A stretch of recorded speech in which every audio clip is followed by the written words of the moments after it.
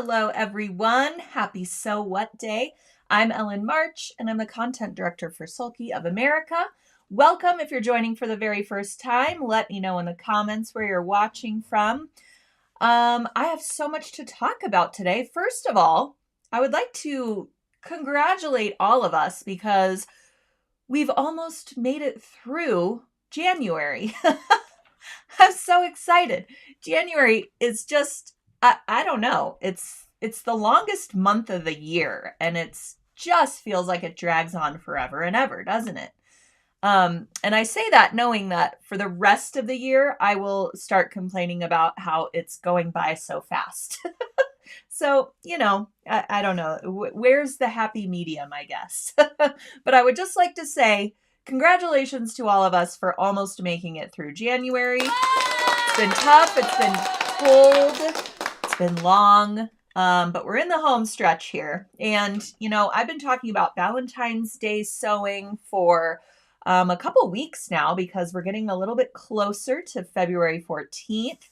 And I'm still sporting my heart quilt on the wall behind me. It just kind of brings some, I don't know, at least promises of February and of, the coming of spring as well. So I have a cute project to share with you today that is really appropriate, I think, for Valentine's Day-esque wearables, accessories, things like that. And when I first discovered it, I thought, oh, this is going to be so easy, and I can't wait to do this with Sulky thread.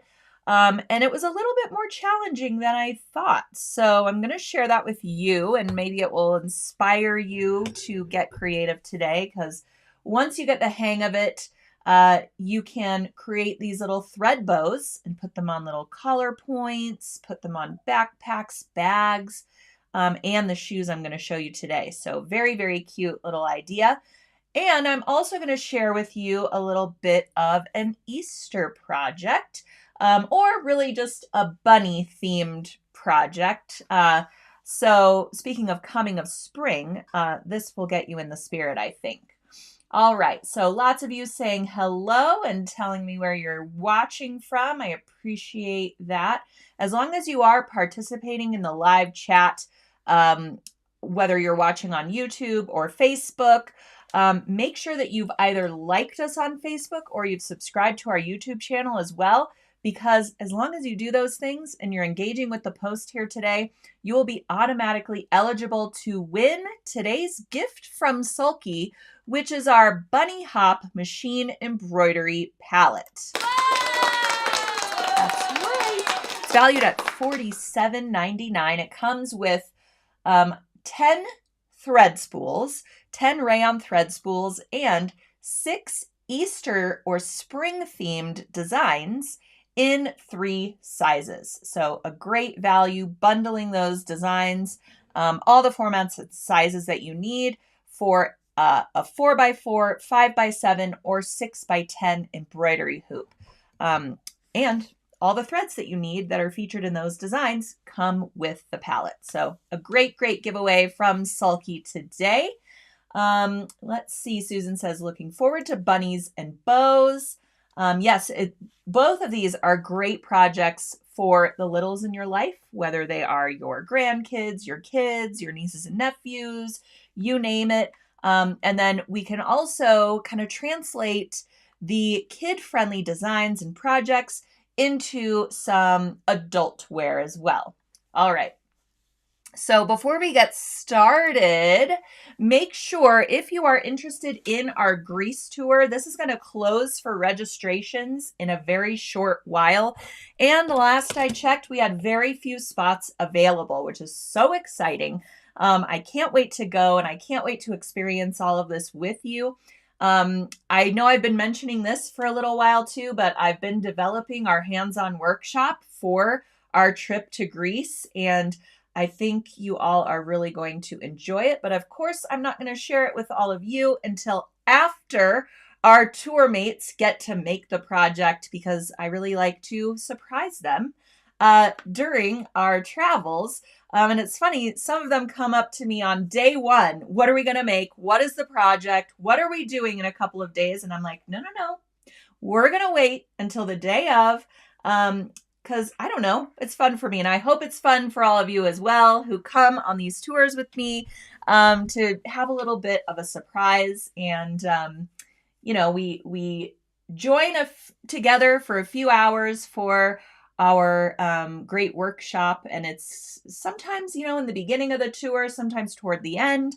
It all depends kind of on the rest of the itinerary, which is chock full of all the quintessential things you want to see and do when you go to Greece. Or so I've been told, because I've never gone. So if you have been to Greece, tell me in the chat what we should not miss. We will be hitting up Santorini, of course. We will be going to Athens. There's so much in this tour. I just can't even begin to tell you everything. So make sure that you head on over to the link that I put in the description of today's live stream. You won't see the entire description right away. You'll have to hit that little see more or more button. And then the whole description of today's live stream will pop out, and you'll see links for all the products I'm going to talk about, the projects we're going to discuss, as well as links to our craft tours trips, including Greece, as well as our tour to Germany and Austria, which is happening at the end of this year. We will be going to the Christmas markets in Germany, Christmas markets in Austria. We will be going to Sulky headquarters to see how Sulky thread is made and manufactured. This is a fascinating tour. If you like any of those how it's made shows, which I just find pretty much everyone loves those, you just can't stop watching it. I remember as a kid watching Sesame Street, I know, and there was an episode on how crayons were made. Random thought. But obviously it has stuck with me this whole time. I'll never forget watching the machinery as the crayons came off the belt and how they got wrapped. And I just couldn't stop watching it. I just love that kind of stuff. So we will be seeing how Sulky thread is made and wound onto spools and packaged up, and hear the whole process of, how the thread is born. And it's really, really an exclusive experience, because they don't let anybody off the street just come on in for a tour. These tours are set up solely for our craft tours experiences. So it's really your only chance to see the motherland of Sulky in Germany, and have this one-of-a-kind experience. So definitely check out our Germany tour as well. If you've never been to the traditional Christmas markets, it is such an amazing experience. This will be my third, I want to say, year going, or is it the fourth? My gosh, to the Christmas markets. And when we're in Austria, we will also be seeing a lot of locations from The Sound of Music. So, if you want to get your song and dance on, I am here for it. I was in The Sound of Music twice growing up. So I know all the music. If anyone's, confused on the lyrics, I can help you out. At any rate, the experience in Austria is just absolutely amazing, because, you see the Abbey where, in the background of all the shots of Maria von Trapp, and, it's so magical, especially going during this time of year. There might be snow. So it's just an amazing experience. And all my tour mates from my previous Germany tours, from all of my previous tours, are near and dear to my heart, and they can, speak to going to these Christmas markets. It's just a phenomenal experience. So check that one out as well. I linked directly to the Sulky Christmas Market Tour in the description of today's post. So you can click right on over there, check out the pricing, get on a payment plan if you want to. There is an early booking discount for our Christmas Market Tour, and you must book by, I want to say, February 4th. Correct me if I'm wrong.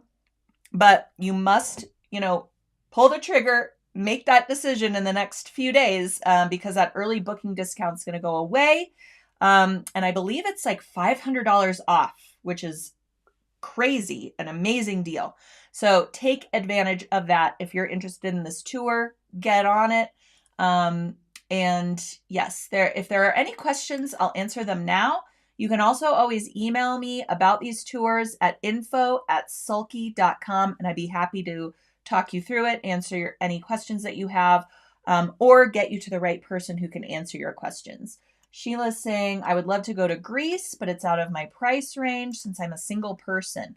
So that's a really good point, Sheila. Thank you for bringing that up.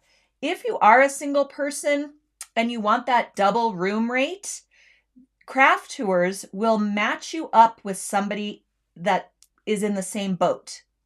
And they will make sure that you can connect prior to the tour to make sure that, you're okay sharing a room with this person, that you think you're going to click with this person.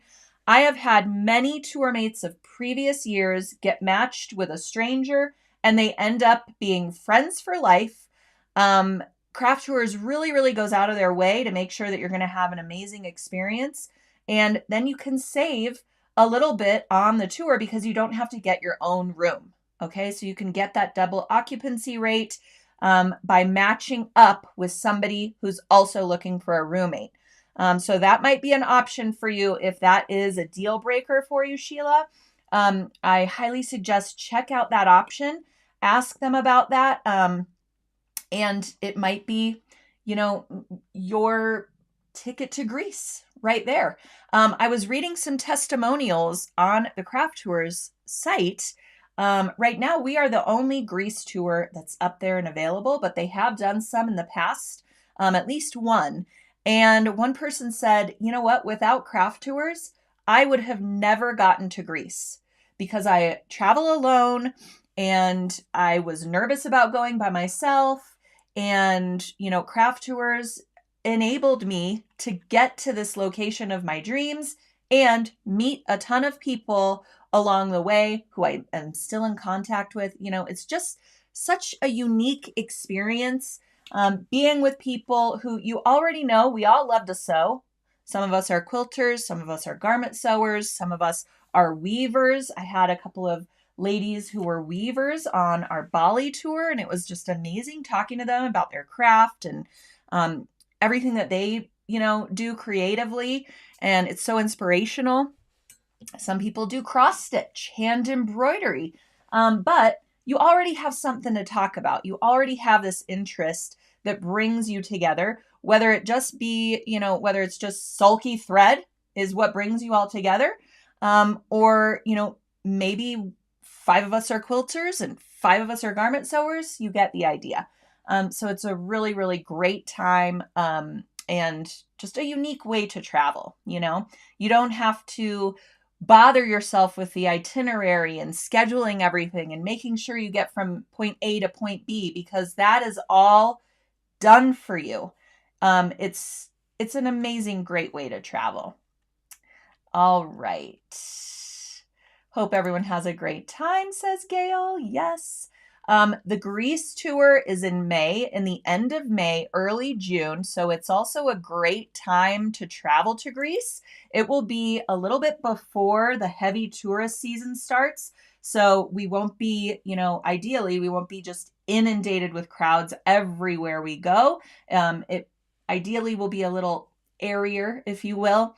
So that's a great time to go. And of course, the Christmas market tours right around the Christmas season. It's just the perfect time to go.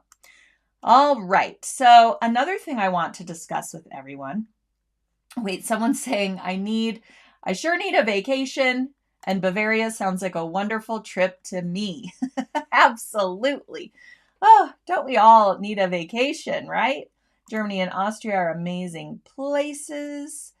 Susie says, I used to live in Austria. The Christmas markets are fantastic. Just, being in the heart of Austria where, Mozart's birthplace is, and we get a whole tour of the city. And that day that we are touring the Austria Christmas market, We also go to this little cave on the side of a mountain, and we learn how to make apple strudels by a local chef. It's an incredible experience. They make us lunch while our apple strudels are baking, and you get a hands-on lesson of making authentic apple strudel. I mean, it just, I don't know if it gets any better than this. Oh, Terry, thank you so much. Deadline is February 15 to get that early booking discount for our Christmas market tour. Thank you so much, Terry, for heading on over to the link and letting me know that, again, my brain was not computing that date. So I appreciate that. All right, another thing I want to make sure everyone is aware of is our next webcast is coming up soon in a couple of weeks. This is going to be so fun. So I don't know if you all have seen this technique of creating real lifelike hair using thread in the hoop of your embroidery machine. Have you all seen this technique yet?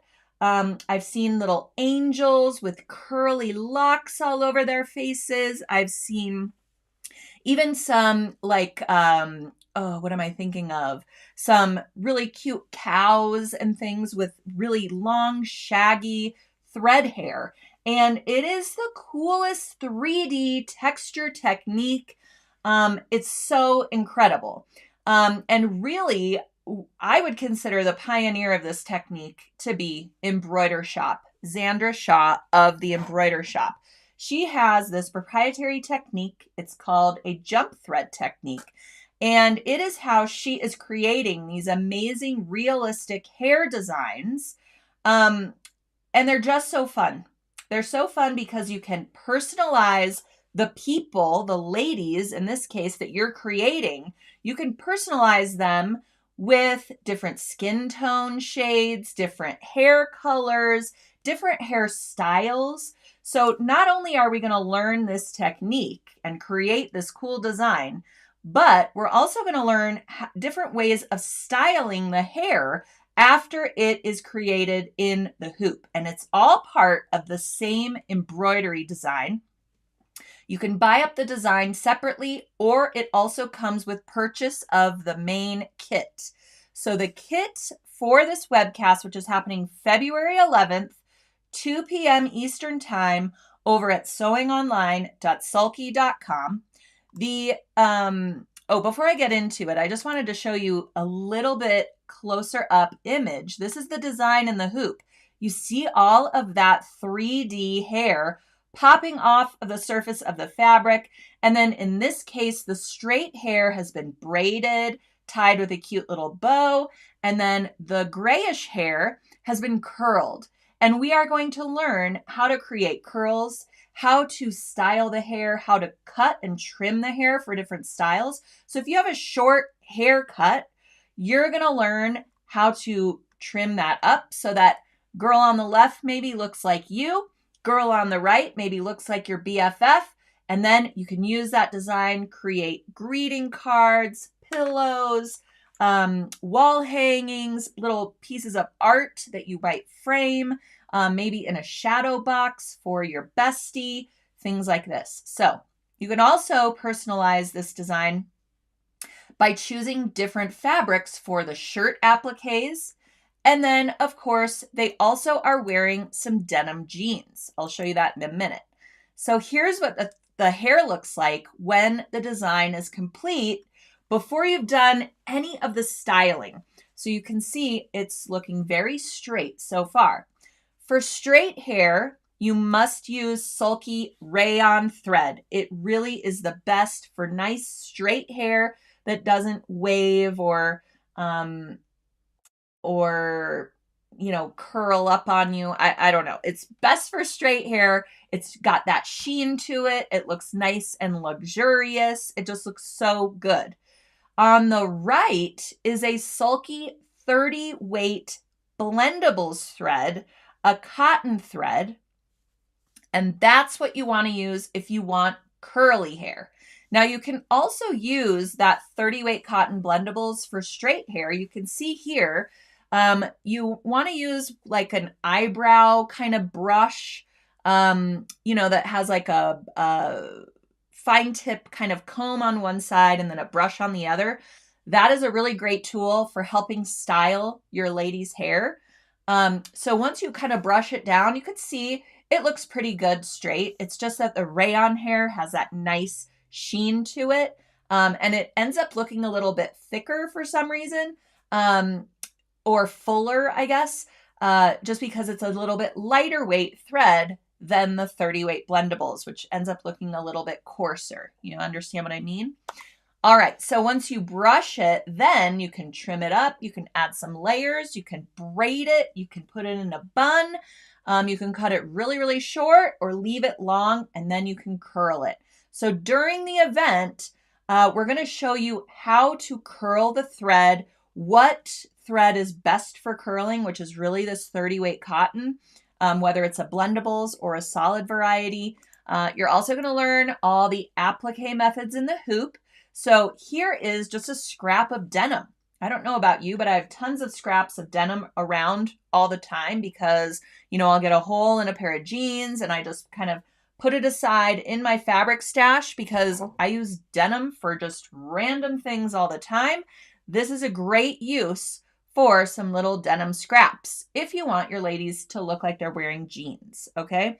So this is an applique design, which means after you sew that part, you're going to trim it really close up to that stitching line on the outer edge. And then you have your nice denim jeans for your ladies.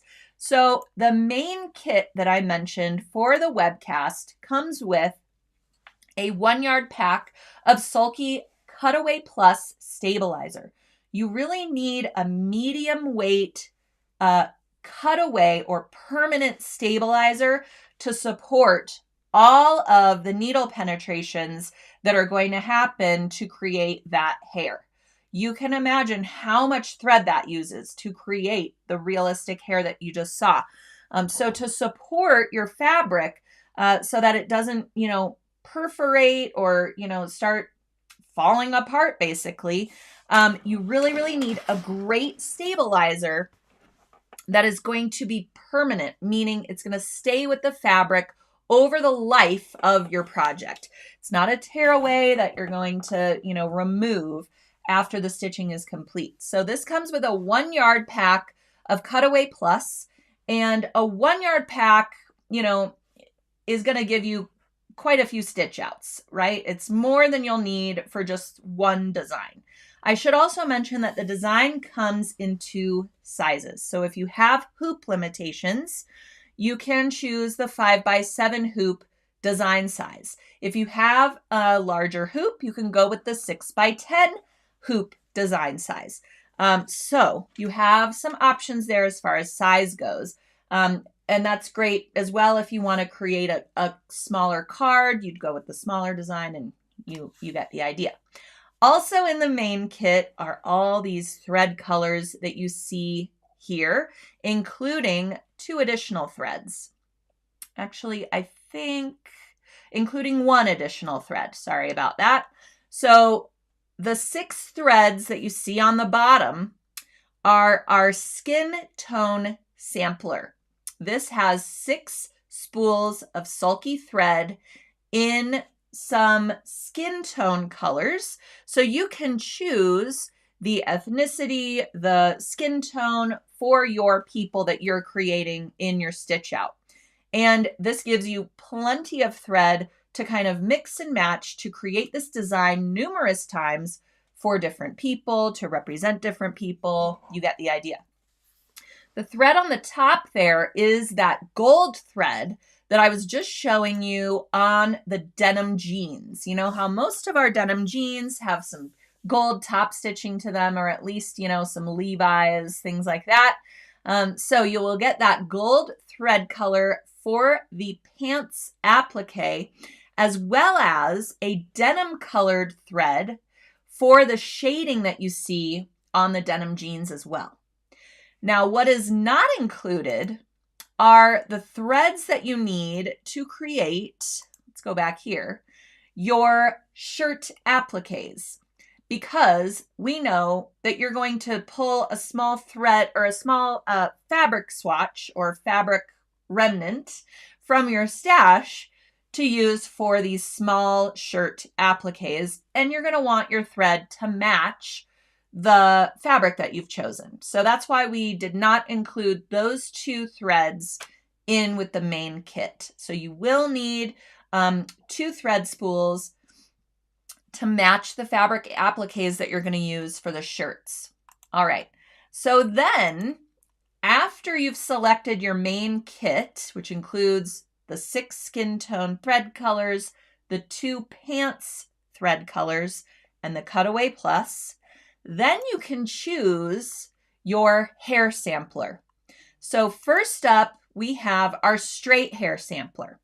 And this is a mix of variegated rayons, which we call Vari rayons or Vera rayons, and some solids. So what's great about these variegated or the cotton blendables is that you get a more realistic look to the hair embroidery, right? Like my hair isn't just one color, it's probably like 6 colors. And there's a little bit of gray going on and coming in as well. So with the Vera rayons, you get those kind of different shades within the same color family. So we included, you know, a brunette, a black hair, a gray hair, a more chestnut color, a blonde, and then kind of a copperish reddish color as well in with the straight hair sampler. We also have a curly hair sampler. This is the 30 weight cotton blendables thread. With the blendables thread, it's randomly dyed every 2.5 to 5 inches across the thread. So again, you're getting those great color shades that really makes your hair look amazingly real. So we've got a grayish, a blondish, you know, that chestnutty reddish color, a light brown, a darker brown, and a black included in the curly hair sampler.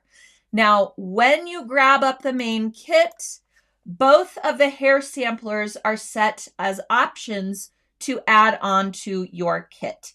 And everything is at an amazing, amazing sale price right now until we go live the day of the webcast. So, Linda, I like Linda's comment. She says, it's not gray, it's nature's highlights. Thank you. I love that. Love that. I have nature's highlights going on.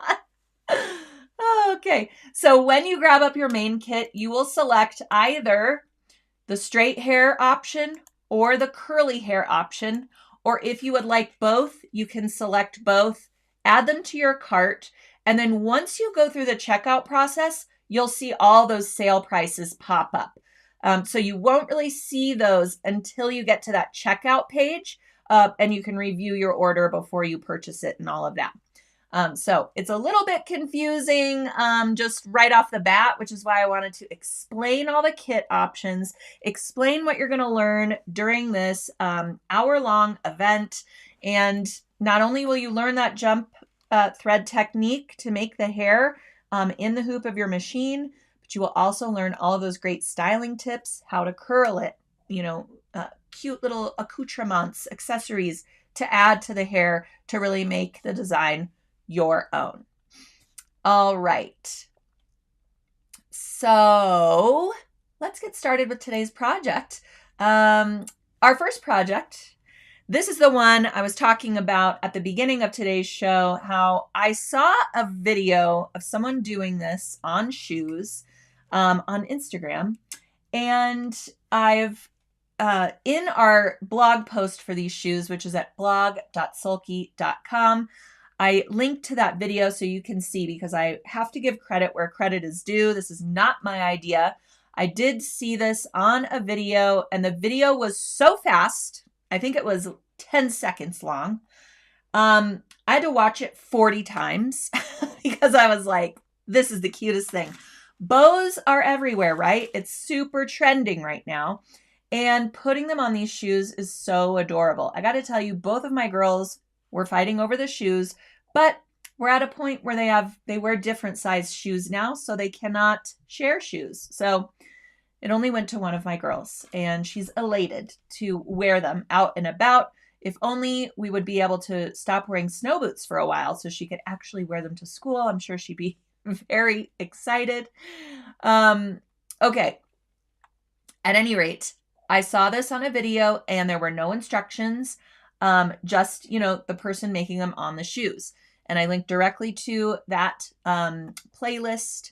And I think it's like Mac and Mabel, something like this. And they have other great videos as well doing hand embroidery. But I thought to myself, we can use Sulky 12-weight cotton petites and create these bows. So I figured it out, put my own twist on it. First off, I made sure to measure the placements of the thread bows because this was not included in the video. And I thought, well, how are you just going to do this blindly? I've got to measure the placements. So I just made a little dot along the shoes about every 3/8 inch or so. You could definitely space yours a little bit farther apart, but they do end up being so small. And it is nice to kind of follow the line of the shoe if you're working with, a high top Converse style shoe like this one, or you can maybe put them in between or just outside of the eyelets for the shoelaces. That would also be really cute. I also thought about putting them on the back of a shoe. For example, I have some toddler shoes here I've been kind of experimenting with, and I'm going to do something totally different with. But would be really cute along the back of a shoe too. Maybe like 1 or 2 or 3 bows going down the back side too. So cute. All right, so you want to mark with, a removable fabric marker or chalk like I did here. Make sure that your bows are equidistant. And that mark is going to be the center of your bow, where you do a little bit of thread wrapping. And then you're going to have your thread loops going on either side of it. Okay. So now we're going to thread a fat hand sewing needle with 2 strands of Sulky 12-weight cotton petites thread. This is the thread that we recommend for handwork. It's also great in your machine though for big stitch quilting, sashiko type quilting, things like this. 1 strand of this is equal to 2 strands of your traditional embroidery floss. So you get really, really great coverage with this 12-weight thread. So I'm using 2 strands. I knotted the end, came up through the back side of the shoe, and depending on how your shoe is made, you might be able to pop your knot in between the layers of the shoe, which would make it a little bit more comfortable to wear. That's what I did here. But if your shoe is made of some doesn't have that sort of lining area where your knot could hide, you might want to leave long thread tails and then kind of weave them through the back side of your bow. So it all kind of depends on your comfort level there. So I'm coming up from the wrong side of the shoe at my first dot. Okay. Now I insert 2 straight pins on either side of my thread where it came out. And I did this a couple different ways before I figured it out. Remember I was saying, I thought, oh man, this is going to be so easy. And then I got started and I was like, oh, this is not as easy as I thought. I had to do it quite a few times before I got the hang of it, which kind of resulted in some holes in my shoes. But, I do it for the good of Sulky. Anyways, that's what I'm here for, is to make all the mistakes so that you don't have to. All right, so 2 pins. Now, the width of your pins, how far they are apart, is how far apart you want your thread loops to be. So the closer you are to the center, the smaller your bow is going to be. The farther away, you get the idea. I think I did mine about a 1/2 inch apart, centering, where my thread came out. Now, when I first did this, I used some flat pins, like this, right? These are daisy head pins or tulip head pins, and they really got in the way of the thread wrapping that you need to do to create your bows. So just word to the wise, you want to probably go with like a ball head pin. It just makes it a little bit easier to negotiate. So once you have your pins in, now we're going to start wrapping the pins with our thread. So you take the thread that just came out and you're going to go behind your left pin and then behind your right pin, weaving in and out of that pin on either side. And I did 10 rotations of thread. So you just keep on going. And here I have my 10 rotations of thread. Once you get to this point, you want to bring your thread back to the center, but above where you originally came out, okay? Because now we're making the center of the bow. So about 3/8 of an inch or so above where your thread first came out, you're going to insert your needle. All right. So you insert your needle, go through the thread loops that you just made and pull it kind of tight. And now you're going to go through the shoe and back out again and then wrap around your thread loops until you get kind of the desired center of the bow, however thick you would like that to be.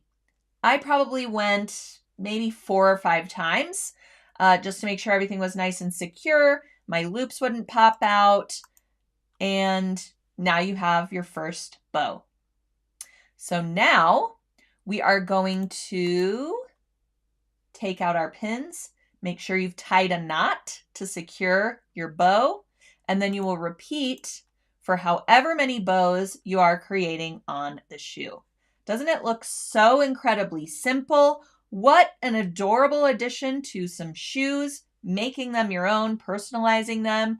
I can see this looking so cute on some collar points, a couple of little thread bows, maybe even on a placket of a shirt, or if you have some cuffs, that would be adorable. So many cute things. Maybe there's like some overalls or something on a kid's outfit or Easter dress, and you could put some little thread bows going along the little overall straps.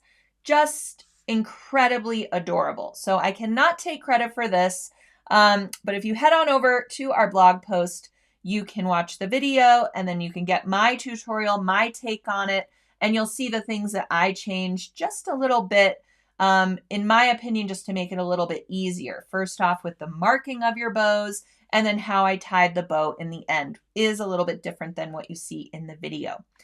All right, so there you have it.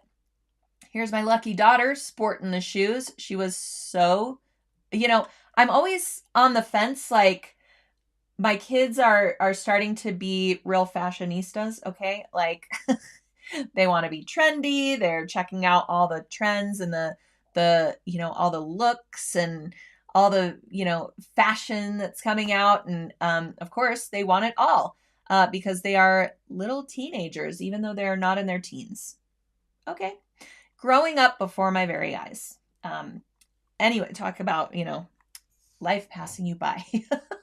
But anyways, I'm always like, do you like these shoes? Do you like this sweatshirt? And I'm just so elated when they fall in love with it, because then I know I'm on the right track. So they really, really loved these. I think they would work with, kids of all ages and even adults. I don't see why, you can't go and make these shoes for yourself, no matter how old you are.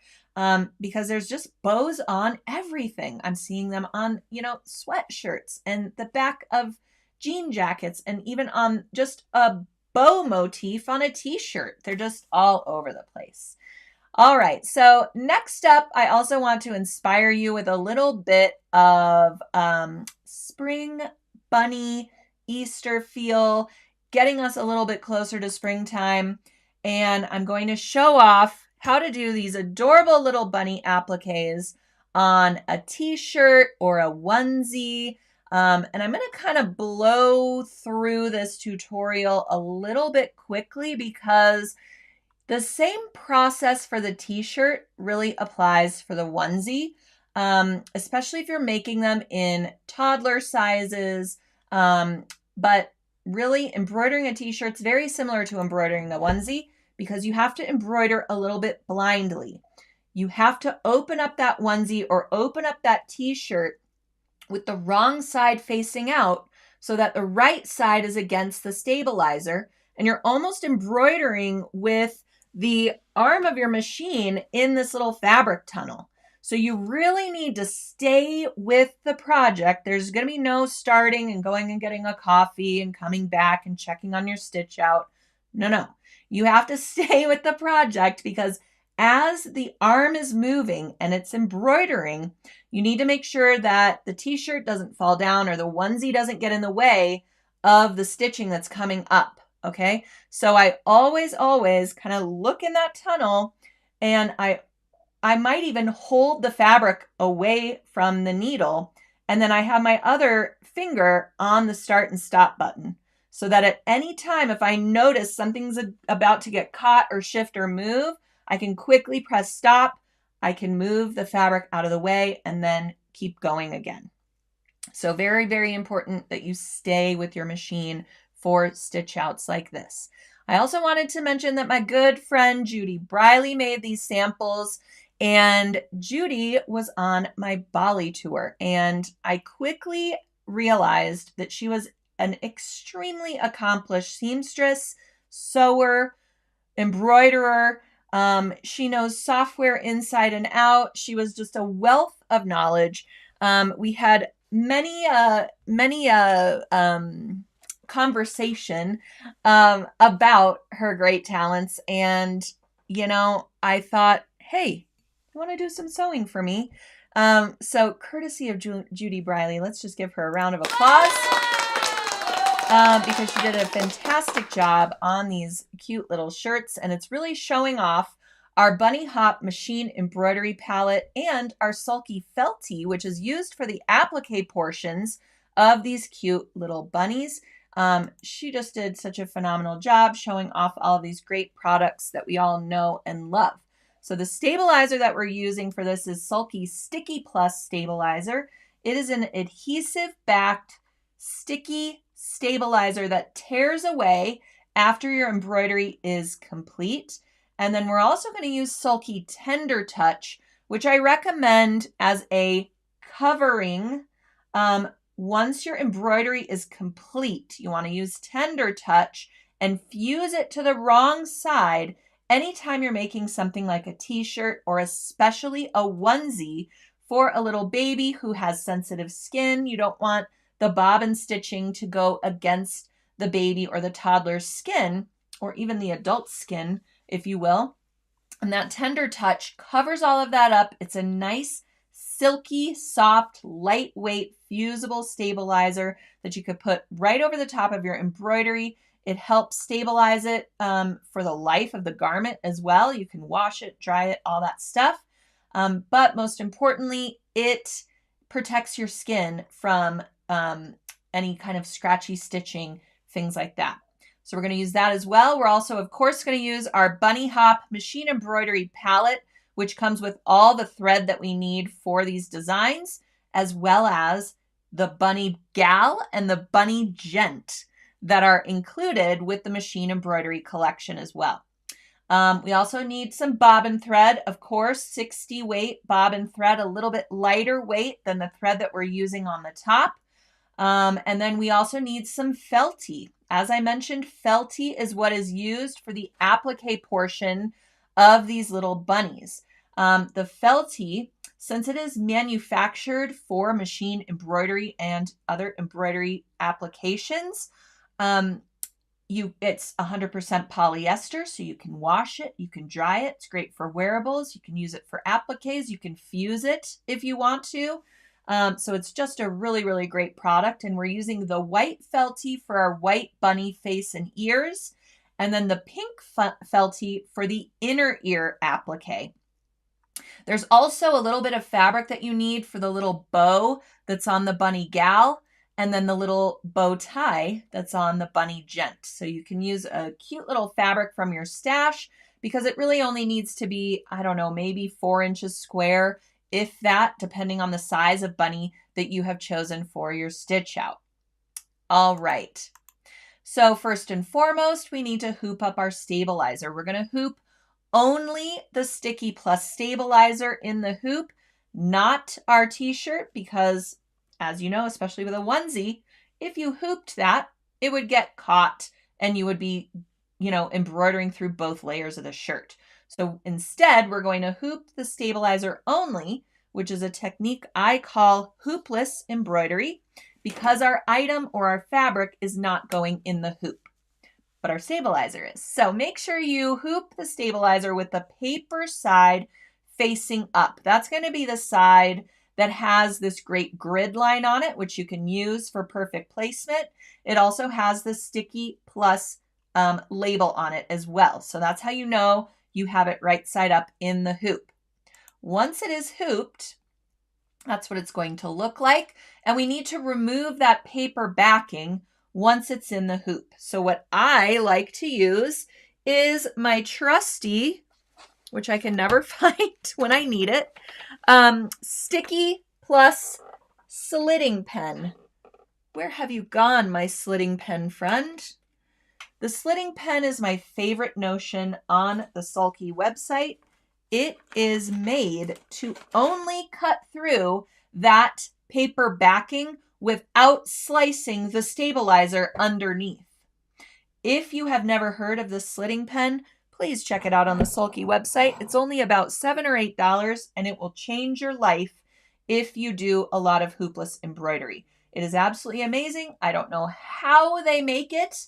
It has a really sharp tip to it, but if you want to slice through both layers, which would, be tragic because you would basically be wasting that stabilizer and have to hoop an entirely new piece, which can happen a lot if you use even the dullest scissors to score the paper backing and remove it, or a pin to score the paper backing and remove it. You have to be really, really careful that you don't go through the stabilizer itself.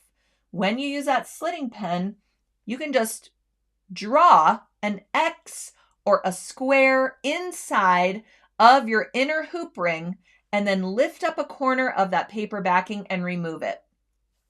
I have tested and tested and tested the slitting pen, and you really have to give it a go to get it to slice through that stabilizer. So it's an amazing tool. I will say though, Judy used a pin, and this is what you are probably most used to using, but I highly, highly suggest you try out that slitting pen. It's a life changer. So once you score that paper backing, you will remove the paper, revealing that sticky side of the stabilizer. Here's what that looks like, and you just keep tearing away that excess paper inside of the inner hoop ring. Now we need to figure out the design placement on our onesie. I'm starting with the onesie here because it's basically the exact same process that you would do for a t-shirt, but the onesie seems to be a little bit more intimidating for people since they're so small, right? So first off, you want to make sure to remove those snaps or undo those snaps. And I love this technique. You just fold the front with wrong sides together, and you can kind of finger press a fold line. Then you can mark along that fold line if you need to see it a little bit better, just using some removable fabric marker or some chalk. This gives you a center line so that you know that your bunny is going to be centered on that onesie.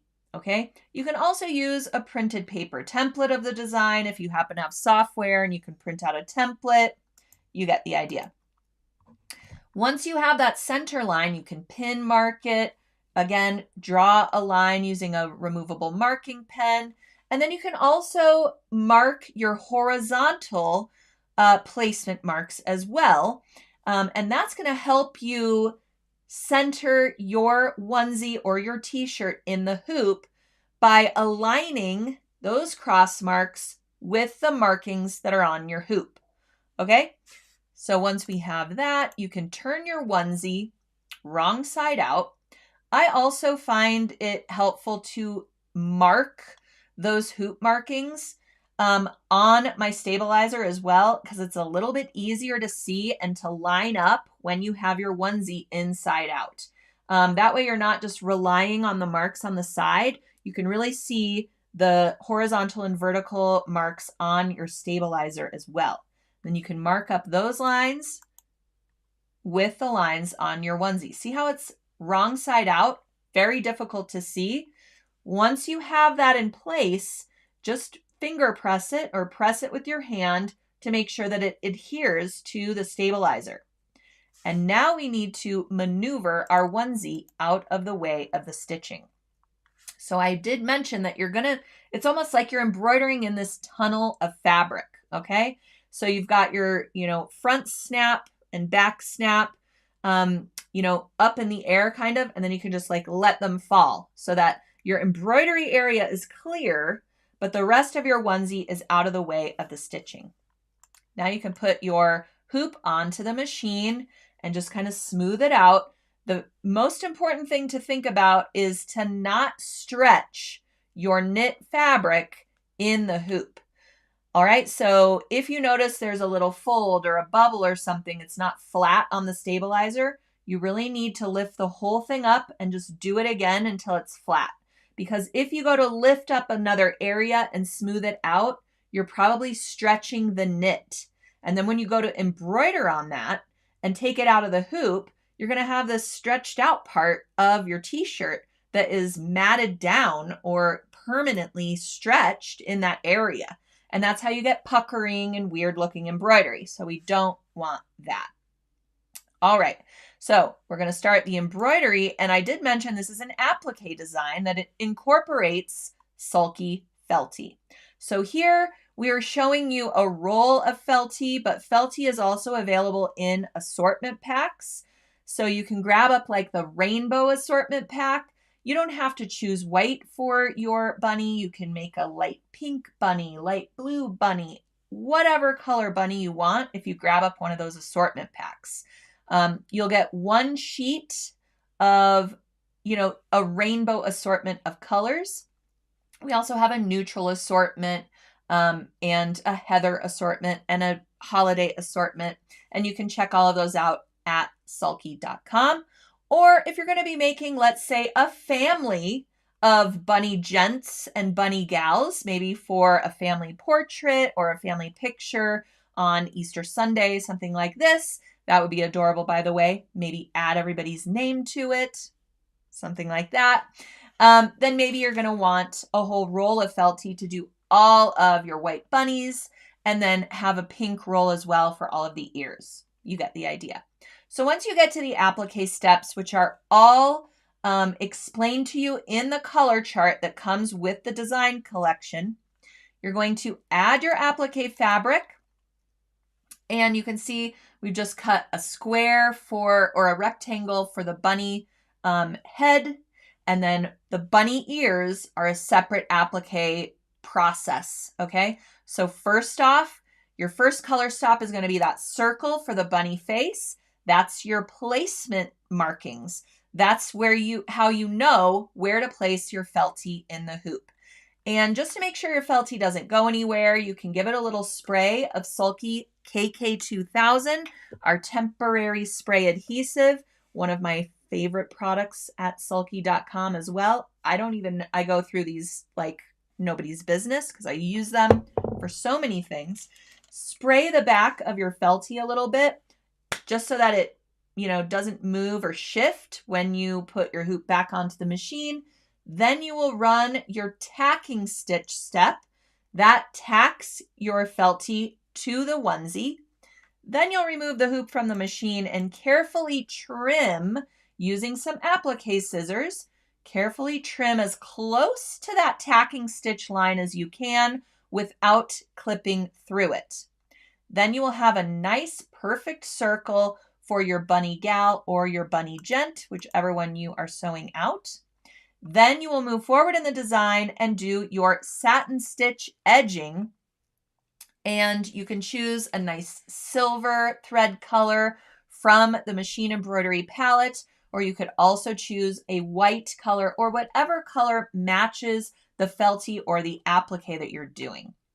So after you do this, you will repeat those steps to add the little felty ears and cut away the remaining felty beyond the tacking stitches and finish those up. Then you will add the inner ear appliques. So this is a little bit of a layered applique technique, but everything is done in the hoop. So all of your shapes are absolutely perfect and symmetrical, and you have that nice edge stitching that is all done with that beautiful shimmery rayon thread.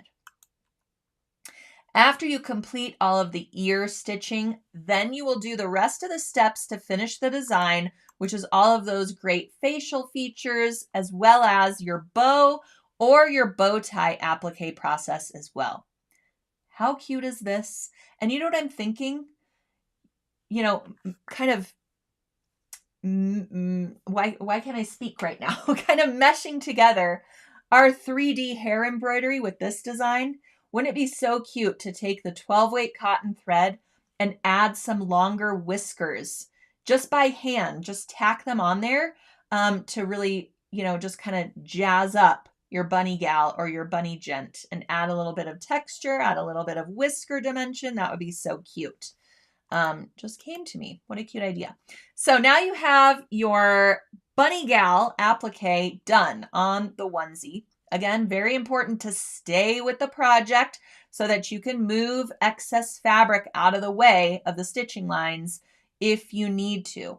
So once your design is complete, you can remove your onesie from the stabilizer. And look how all you have to do is just lift up on it gently, and look how cleanly it tears away beyond the bunny stitching outline.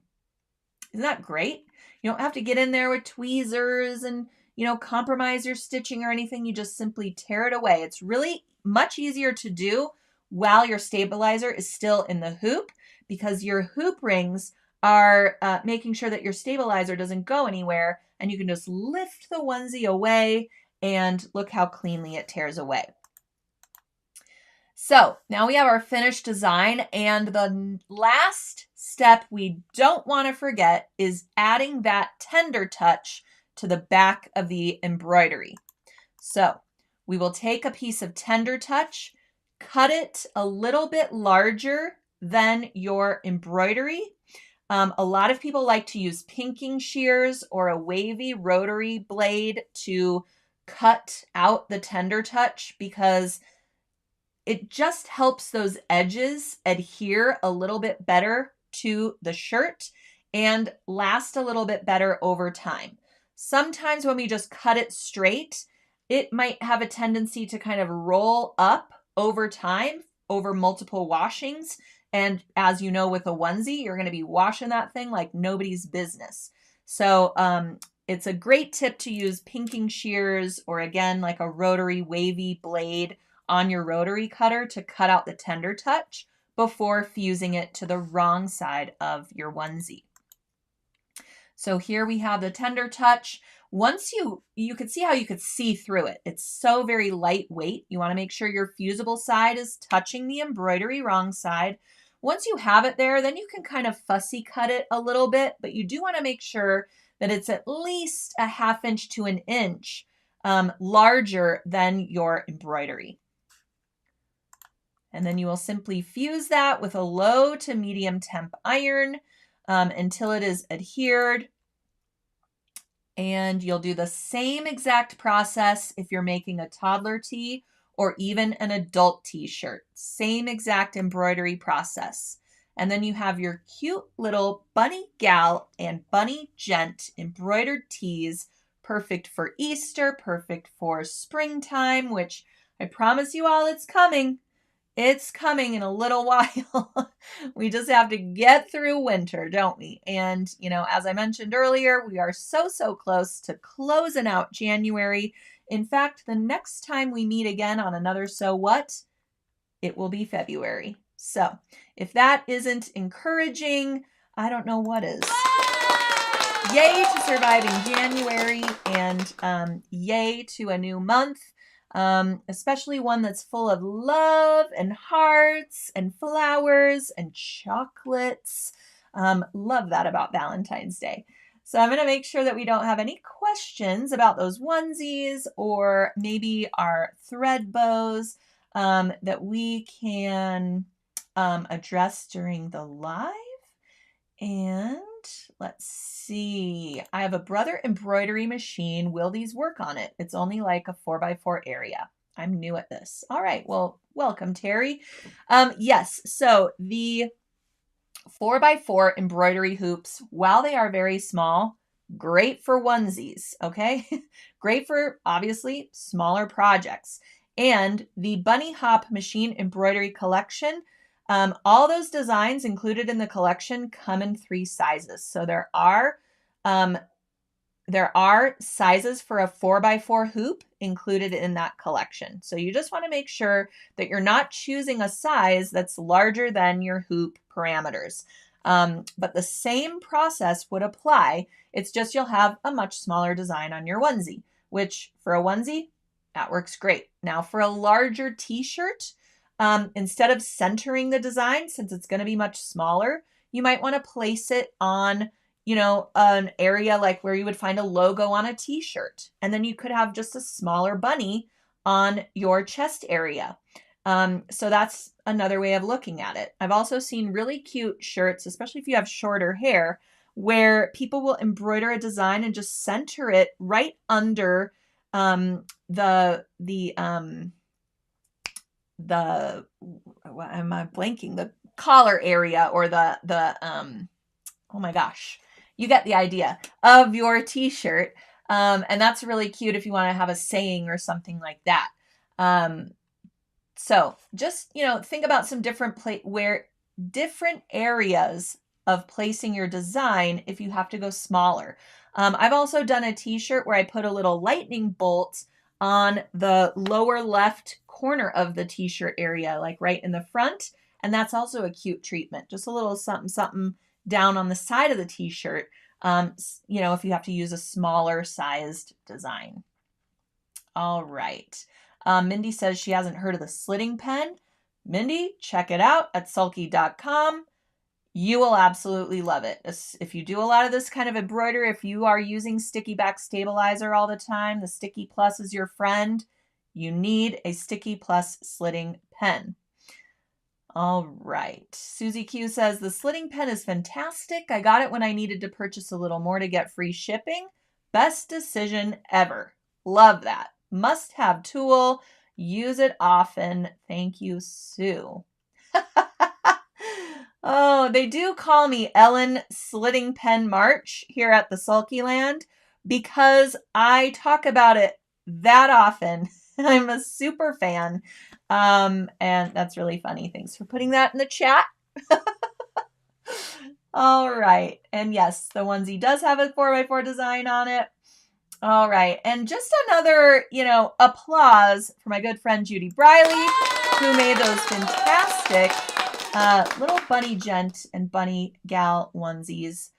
Much appreciated. And I miss you. Come to Greece with me. I must see you again. All right. Jana says, love the tip about placing smaller design where you would place a logo. I'll definitely have to try that. Perfect. Great. All right. Mindy says, I have 3 great-granddaughters, ages almost 4, 5, and 6. Won't that look so adorable? Either a bunny gent or a bunny gal. So cute to kind of theme up a great, photo opportunity, or maybe you visit the Easter Bunny at the mall. Is that still a thing? I hope so. All right. Linda says, I have multiples of the slitting pen, one for each sewing area. That's like my favorite ruler, my 1x6 ruler. This is also at sulky.com because I talk about it so much. I have 3 of these because I need one here. I need one there. And I need one over at my ironing board area, my pressing station, if you will. Another one of my favorite tools, relatively inexpensive. Use it all the time. It's really great for putting inside of the hoop. If you are going to mark those cross lines, it fits in some of the small, the little bit larger hoops. So another great tool that we have at sulky.com while you're looking at that slitting pen. All right. Yes. Yes, love the slitting pen. It's the best. We first launched the slitting pen in one of our mystery boxes. So if you were able to get one of those, you were lucky enough to get a slitting pen, which leads me to I am working on our spring mystery box projects and curating all of the great items inside of there. So be on the lookout for that as well. If you didn't get one of our winter mystery boxes, there are very, very few still available. So check those out at sulky.com because once they're gone, they're gone. And some of the cutest projects ever are included with the amazing things you get in that box. You can choose to make the projects that we include with the box using the things that come in your box, or you can go rogue and have fun with the box and make whatever you want. So just as always, we encourage you to post pictures of your projects and all your makes, especially if you're using something from the mystery box, over on our Facebook group page, which is Sulky's Stitch and Post. All you have to do is ask to join over there on Facebook. We will accept you, and then you can start sharing photos of your creations, whether it was a Sulky kit or something that you just made and want to share. You can also post your questions there directly to us and to each other. And, that's what we're here for, is to help each other out in all of our sewing endeavors and make sure that you have a wonderful experience at the sewing machine. So thank you so much for spending a little bit of your Tuesday with me. And make sure you tune in next week for another So What. And make sure you are registered for our 3D hair embroidery webcast happening February 11th at 2 p.m. Eastern Time. Grab up a kit, grab up the hair thread of your choice, and I'll see you next week on another So What.